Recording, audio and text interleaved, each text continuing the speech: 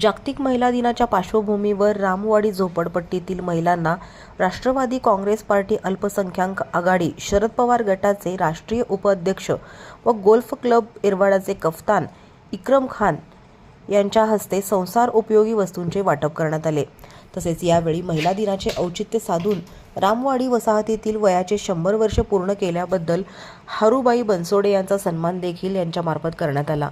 या कार्यक्रमास इक्रम खान, माजी नगरसेवक राजू शिरसाट, सामाजिक कार्यकर्ते एलिझाबेथ वर्गीस प्रमुख मान्यवर उपस्थित होते। यावेळी परिसरातील महिला मोठ्या संख्येने सहभागी झाल्या।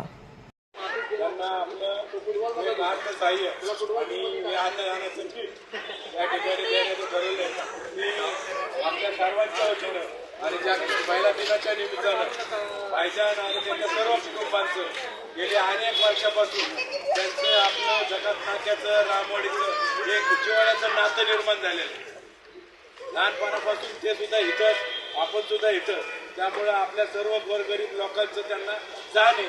त्यांच्या आजोबापासून, वडिलांपासून, त्यांच्यापासून त्यांनी आपल्याला एक सहकार्य काढण्याची आयुष्यभर त्यांनी या ठिकाणी यत्न घेतलेले।